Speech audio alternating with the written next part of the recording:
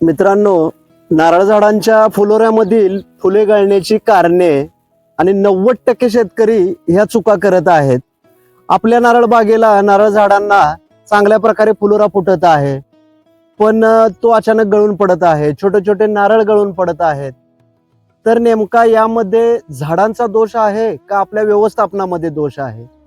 तर यामध्ये खरं सांगायचं म्हणजे 90% फुले गळण्यामागचं कारण म्हणजे झाड नसून आपणच कळत नकळत केलेल्या ह्या चुका आहेत. त्या म्हणजे नेमक्या चुका कोणत्या, या सगळ्या गोष्टींचा आज आपण ह्या व्हिडिओद्वारे सगळा आढावा घेणार आहे. त्यामध्ये एक 8 खरी कारणं यामधली मी सांगणार आहे की जेणेकरून कोणत्या कारणांच्यामुळं या फुलोरा गळती, छोटे छोटे नारळ गळती कशा पद्धतीने आपली होत आहे आणि ती कशी रोखली पाहिजे, यावरतील लक्षणं, उपाययोजना या सगळ्यांचा आढावा आजच्या व्हिडिओमध्ये आपण घेणार आहोत. नमस्कार शेतकरी मित्रांनो, नितीन ॲग्रो जर्नी या आपल्या युट्यूब चॅनलवरती आपलं मनपूर्वक स्वागत आहे. बरेचदा मला एक विचारण्यात आलेला प्रश्न म्हणजे फुलगळती म्हणजे फुलोरा गळती आमची चालू आहे, लागलेले त्यातले छोटे छोटे नारळ गळती मोठ्या प्रमाणामध्ये चालू आहे. तर याच्यावरती आपण सविस्तर व्हिडिओ आज घेऊन आलेलो आहोत. हे कशामुळे नेमकं होतं, याच्यावरती उपाययोजना काय केली पाहिजे. तर मित्रांनो, आपण एक भाग पहिला यामधला बघूया. फुले गळणे म्हणजे आपल्याला नेहमीच नुकसानकारक ठरतं का? तर नक्की ठरतं. तर मित्रांनो, सर्वात आधी महत्वाची गोष्ट आपण यातली समजून घेऊया. ती म्हणजे नारळ झाडांना हजारो प्रकारची नर फुले आणि हजारो प्रकारची मादी फुले लागत असतात. तर नर फुलोरा कशा पद्धतीने आपण ओळखावा? तर नर फुलोरा हा लहान स्वरूपाचा असतो, त्यामध्ये पिवळसर भाग आपल्याला आढळून येतो. तसेच मादी फुले ही मोठ्या आकाराची असतात. त्याच्यावरती आपल्याला परागीकरणाच्या वेळे ते आढळून येतं की लहान फुलाबरोबरच छोटे छोटे नारळ त्याला लागलेले दिसून येतात. तर नर फुले ज्यावेळी गळत असतात त्यावेळी घाबरून जायचं काही कारण नाही. ही एक नैसर्गिक प्रक्रिया आहे. आणि मादी फुले जर गळताना जर दिसून आलीत तर ही धोक्याची घंटा ठरणार आहे. तर मित्रांनो, यामध्ये आपण कारणांचा आढावा घेऊया.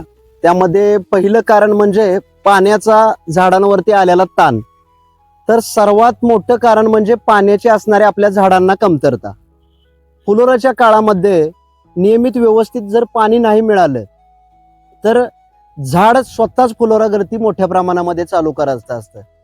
झाडांना असं वाटत असतं की फळ वाढवण्यासाठी आपल्याला पुरेसं पाणी उपलब्ध होत नाही, त्यामुळं झाडच नैसर्गिक दृष्ट्या बरोबर आपली फुलोरी गळती चालू करत असतं. तर याच्यावरती उपाययोजना म्हणजे काय?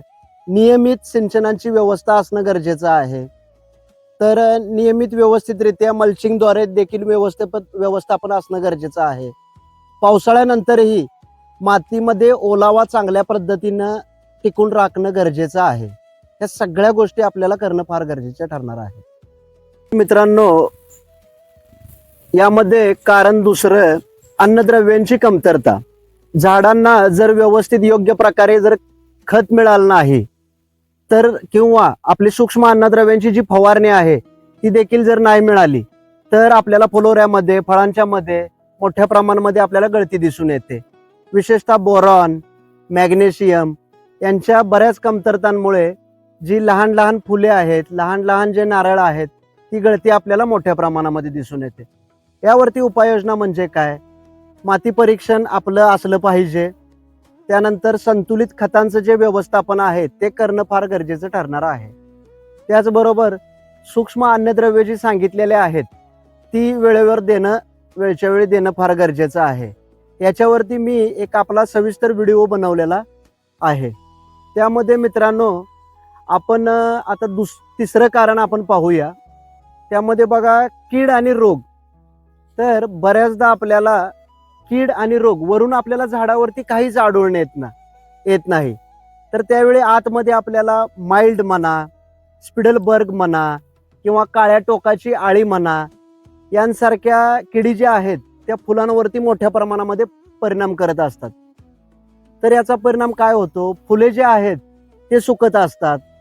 छोटे छोटे जे नारळ आलेले आहेत त्याची गळती चालू झालेली असते. आणि आपल्याला जे काय सर्व जरी असलं मोठ्या प्रमाणामध्ये तरी त्याची आपल्याला कमतरता ही उत्पादनावरती दिसून येतो. उत्पादन खूप घटलेलं दिसून आलेलं आहे. त्याचं निरीक्षण हे खूप गरजेचं ठरणार आहे, खूप महत्त्वाचं ठरणार आहे. तर मित्रांनो, यामध्ये चौथं कारण म्हणजे हवामानात होणारे वारंवार बदल. ते म्हणजे कोणते आहेत, तर ते अचानकच जमिनीची उष्णता जी आहे ती मोठ्या प्रमाणामध्ये वाढलेली दिसून येते. अचानकच जोरदार पाऊस चालू झालेला असतोय. त्याचबरोबर मोठ्या प्रमाणामध्ये वादळी वाऱ्यांचं प्रमाण जास्त वाढलेलं असतंय किंवा सतत जे ढगाळ वातावरण आहे ते तयार झालेलं दिसून येतं.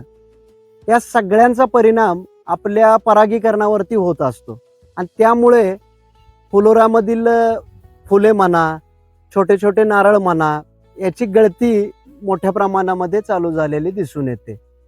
तर हे पूर्णपणे नैसर्गिक असतंय बरं का, त्यामुळं याचा एवढा ताण घेण्याची काही गरज नाही. ते वातावरणावरती सगळ्या गोष्टी ह्या ठरत असतात. तर यामधीलच आपण एक पाचवं कारण बघूया, ते म्हणजे परागीकरण कमी होतं. तर यामागचं महत्वाचं कारण काय असू शकतं, तर मित्रांनो, मधमाशा आणि इतर उपयुक्त कीटक हे जर कमी झालेत तर परागीकरण जे आहे ते व्यवस्थितरित्या पार पडत नाही, त्याचं नियोजन व्यवस्थित होत नाही. मी याच्यावरती एक काल सविस्तर व्हिडिओ देखील बनवलेला आहे. याच्यावरती जे आपले कीटक मित्र आहेत ते झाडांच्यासाठी आपल्या कशा पद्धतीनं काम करत आहेत याची संपूर्ण माहिती त्या व्हिडिओमध्ये आपल्याला मिळून जाईल. तर मित्रांनो, मादी फुले टिकत नाहीत, त्यामुळे आपल्याला उत्पादनामध्ये मोठ्या प्रमाणामध्ये घट दिसून येते. शेतात उपयुक्त जे कीटक आहेत त्याचं संरक्षण होणं फार गरजेचं आहे. हे संरक्षण आपलं चांगल्या पद्धतीनं राहणं गरजेचं ठरणार आहे. त्यामुळे जे हे उपयुक्त कीटक आहेत, मधुमाशा वगैरे, याचं आपल्याला संरक्षण करणं फार गरजेचं आहे. तर मित्रांनो, यामधील कारण 6वं, अतिप्रमाणामध्ये रासायनिक फवारणी. अनेक शेतकरी मित्र काय करत आहेत की वेगवेगळ्या औषधांची, रासायनिक औषधांची जी फवारणी आहे ती आठवड्यातून एकदा घेत आहेत. त्याचा परिणाम झाडांच्या वरती होतो. तो म्हणजे कसा, फुलोऱ्याच्या दरम्यान झाडांवरती याचा मोठ्या प्रमाणामध्ये ताण येतो.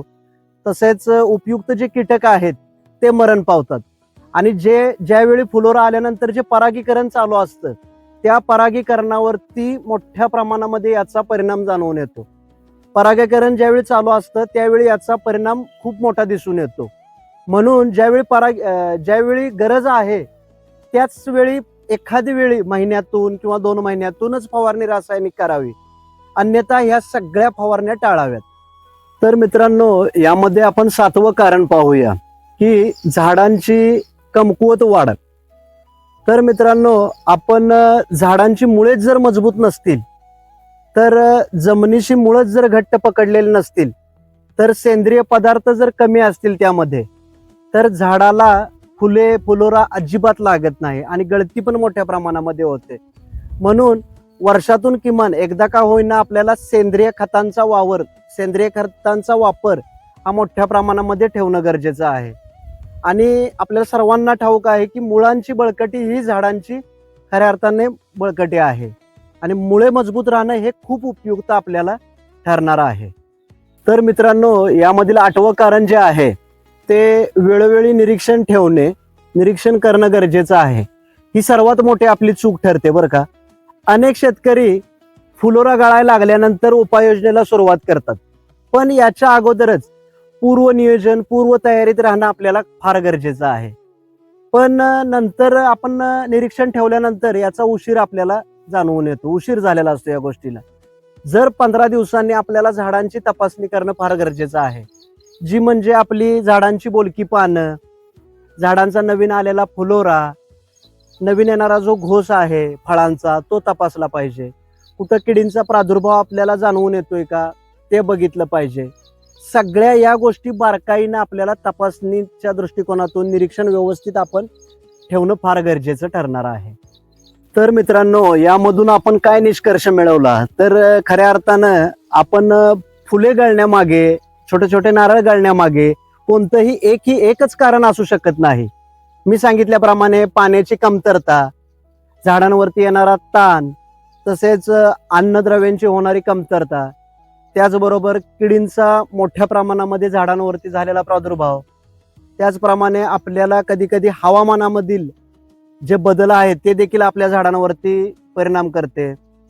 त्यामुळे परागीकरणाच्या वेळी आपल्याला आलेल्या अडचणी आणि आपलं जर व्यवस्थापन थोडंफार चुकत असेल तर आपल्याला ही सगळी कारणं मिळून याचा सगळ्याचा परिणाम आपल्याला उत्पादनावरती दिसून येते. उत्पादनात घट दिसण्यामागची सगळ्यात महत्वाची कारणं ही सगळी असू शकतात. जर योग्य वेळी आपण यातलं योग्य कारण ओळखून आपण फुले म्हणा, फुलोऱ्यातील नारळ गळती म्हणा ही मोठ्या प्रमाणामध्ये आपण वाचवू शकतो आणि नारळांची जी संख्या आहे त्याच्यामध्ये आपण मोठ्या प्रमाणामध्ये वाढ करू शकतो. तर मित्रांनो, आजचा हा व्हिडिओ आपल्याला खूप उपयुक्त ठरणार आहे. तर व्हिडिओला लाईक नक्की करा. तसेच आपल्या नारळ उत्पादक शेतकऱ्यांपर्यंत, झाड उत्पादक शेतकऱ्यांच्या पर्यंत जास्तीत जास्त हा व्हिडिओ पोहोचवा. तसेच आपल्या नारळ झाडांच्या वरती फुलोरा येत आहे, छोटी छोटी नारळ लागून गळत आहेत, तर या संदर्भात तुमच्या कोणत्याही अडचणी असल्यात तर मला कमेंटद्वारे नक्की कळवा. त्यावरील उपाययोजना आपल्या चॅनलच्या माध्यमातून नक्की केली जाईल. त्याचबरोबर आपल्या चॅनलला सबस्क्राईब करायला विसरू नका. तसेच आपल्या व्हिडिओला लाईक करायला विसरू नका. अनेक असेच वैज्ञानिक प्रयोग, नवीन नवीन शेतीची माहिती आपल्या चॅनलद्वारे आपण घेऊन नेहमी भेटत असतो. असेच आपण नंतर भेटू. आता जय जवान जय किसान.